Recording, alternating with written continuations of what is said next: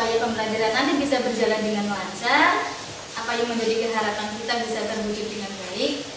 Saya minta silakan untuk ketua kelas bisa memimpin doa terlebih dahulu. Berdoa mulai. A'udzubillahi minasyaitonirrajim. Bismillahirrahmanirrahim. Rabbi shrah li sadri wa yassir li amri. Baik, absen dulu untuk hari ini ya.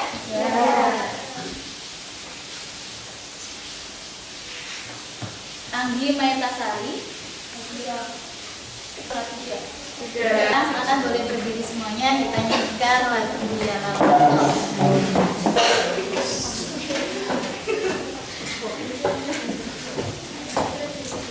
Kullu mayyatika yawma tani hayya qahimama. Lawatan ya lawatan ya lawatan, kubur watan minal iman. Untuk pembelajaran hari ini kita lanjutkan terkait dengan pembelajaran, yaitu berkaitan dengan materi bab ketiga, yaitu menjalin hidup penuh manfaat dengan menghindari sikap berfoya-foya, ria, sum'ah, takabur, dan hasad. Sebelum kita lanjutkan, ada sebuah motivasi yang ditulis dari PN Kamelia, di mana dalam motivasi tersebut memberikan kita suatu arahan, memberikan suatu kita semangat untuk belajar sepanjang hayat. Kita baca bersama-sama untuk motivasi tersebut. Tiada orang hebat yang malas untuk belajar. Gagal itu biasa, terus berusaha itu lebih luar biasa. Orang yang berhenti belajar akan menjadi pemilik masa lalu, dan orang yang terus belajar akan menjadi pemilik masa depan. Don't stop when you stop when you are done. Pembelajaran tidak dicapai dengan kebetulan, ia harus dicari dengan semangat dan ketekunan. Belajar bukan hanya mengetahui apa yang harus dilakukan, tapi melakukan apa yang sudah kita ketahui. Belajar itu bukan tentang waktu, tapi tentang proses.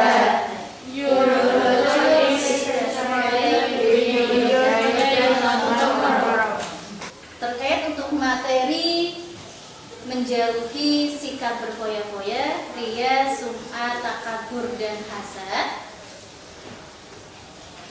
kita ingatkan hati kepada pembelajaran sebelumnya terkait dengan materi su'abul iman. Cabang-cabang keimanan itu dibagi menjadi berapa macam? 3. Dibagi menjadi berapa macam? 77 cabang. Dari 77 cabang itu dibagi menjadi berapa macam? 3. Apa saja? Ma'rifatun bil qalbi. Yang kedua, iqrarun bil lisan. Yang ketiga, amalun bil arkan. Apa yang dimaksud dengan ma'rifatun bil qalbi? Kalau yang kedua, iqrarun bil lisan, diucapkan dengan lisan. Senantiasa berpikir dan membaca istighfar setiap kali kita melakukan kesalahan. Kira-kira contoh dari apa? Iqrarun bil lisan. Sebelum kita lanjutkan masuk ke materi terkait dengan pengertian, dalil, dan contoh, silakan dibuka materi surat Al-Maidah ayat 2. Kita baca bersama-sama yang ada di halaman 87. A'udzubillahi minasyaitonirrajim. Bismillahirrahmanirrahim. Ya ayyuhalladzina amanu la tuhillu sya'airallahi walasyahrul haram. Saya minta silakan Tina, silakan dibaca dulu untuk surat Al-Maidah ayat 3. A'udzubillahi minasyaitonirrajim. Bismillahirrahmanirrahim. Ya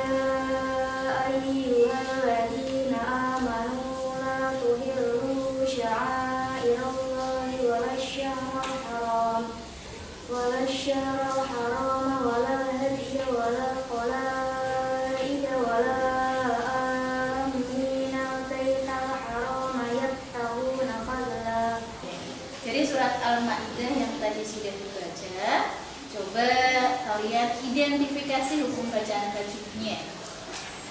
Nurul Zakia, coba bisa menemukan bacaan tajwid apa di situ? Lafadznya silakan dibaca dulu. Ya ayyuhalladzina. Ada bacaan? Ada bacaan baca ismu fasil serta matobi bertemu hamzah di lain kalimat. Oke, panjangnya berapa?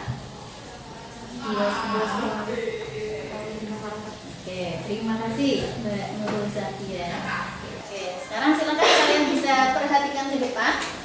Di situ ada sebuah quote atau pendapat dari Gus Dwi Sa'dullah. Pendapat Gus Dwi Sa'dullah tersebut, makna apa atau nilai apa yang bisa kalian ambil? Orang berilmu. Kalau orang beradab itu udah pasti berilmu. Kalau orang berilmu itu belum beradab. Oke, terima kasih untuk Mbak Reni atas jawabannya dan juga teman-teman yang lain. Sangat luar biasa ya, kasih aplaus untuk semua. Sekarang kita sudah masuk ke materi terkait dengan apa yang tadi sudah Bu Eka sampaikan mengenai tujuan pembelajaran kita hari ini, yaitu terkait menganalisis pengertian, menganalisis dalil, dan juga mencari contoh dari sikap berfoya-foya, ria, sum'ah, takabur, dan hasan. Sikap berfoya-foya. Berfoya-foya merupakan pola pikir, sikap, dan tindakan yang tidak seimbang dalam memperlakukan harta. Manusia cenderung mencintai yang namanya harta benda. Betul apa tidak? Betul. Apakah ada manusia yang tidak mencintai harta? Tidak. Ada. Walaupun jumlahnya itu sedikit. Tapi mayoritas manusia itu memiliki kecenderungan mencintai yang namanya uang dan harta. Mengapa? Karena memang secara kodrat alamiah memang manusia itu memiliki tabiat mencintai yang namanya harta benda. Harta itu bisa menjadi cobaan. Mengapa bisa menjadi cobaan?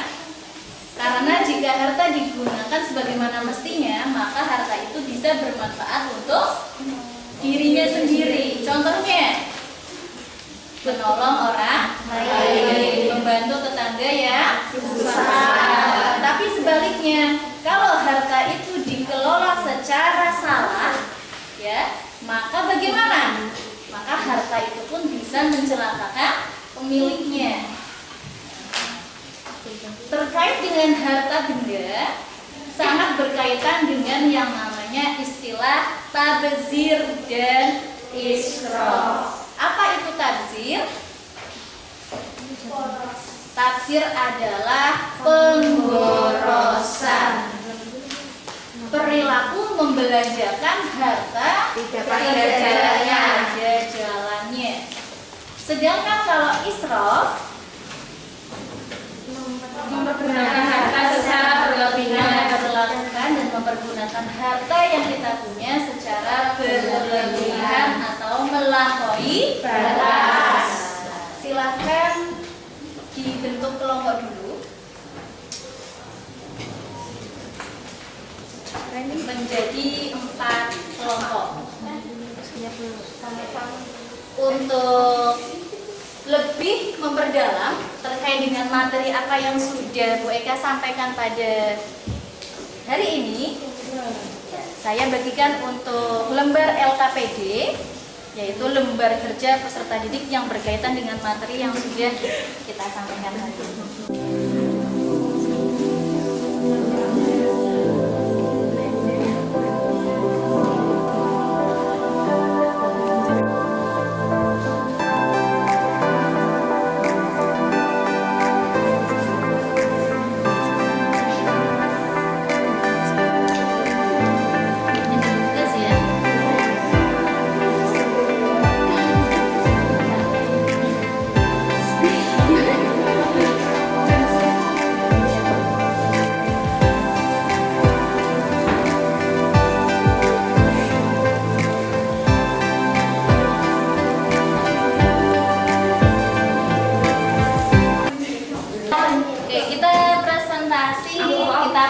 ke depan terkait dengan apa yang sudah kalian diskusikan. Kira-kira dari ketiga soal itu ada yang kurang jelas? Tidak. Bisa dipahami semua? Ya. Oke.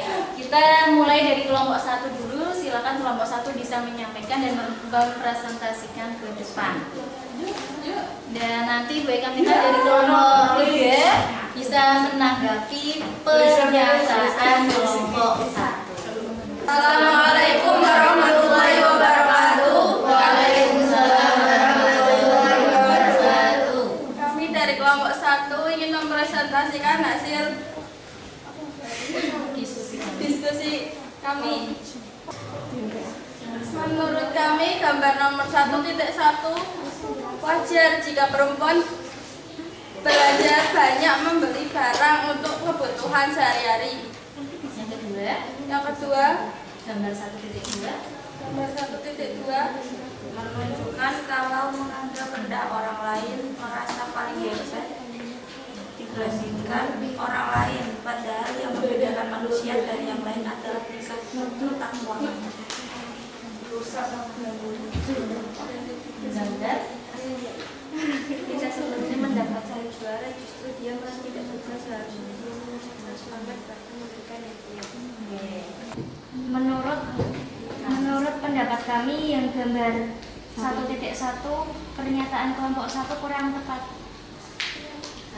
karena perilaku yang buruk dan tidak baik karena termasuk ke dalam kategori pemborosan dan berfoya-foya. Sekian, terima kasih. Terima kasih atas kelompok 1, kelompok 2, kelompok 3, kelompok 4 yang sudah memaparkan hasil diskusinya di depan. Sungguh sangat luar biasa dan juga tanggapan dari masing-masing kelompok. Jadi dari apa yang sudah tadi kalian presentasikan, coba kita simpulkan bersama-sama. Apa sih yang dimaksud dengan sikap berfoya-foya? Sikap yang tidak seimbang antara penggunaan harta benda. Sedangkan untuk gambar 1.1, kira-kira hal tersebut berkaitan dengan apa? Berfoya-foya. Untuk gambar 1.2, merendahkan orang lain, maka berkaitan dengan sikap takabur. Sikap takabur. Apa yang bisa kalian dapatkan dari pelajaran hari ini? Ada yang mau menyatakan? Oke, silakan Zara.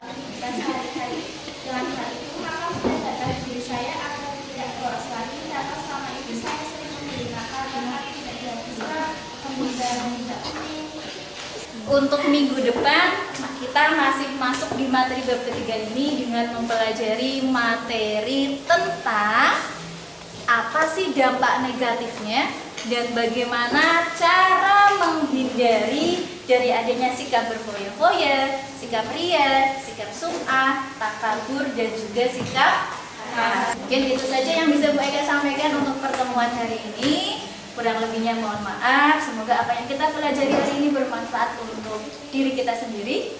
Terima kasih. Wassalamualaikum warahmatullahi wabarakatuh.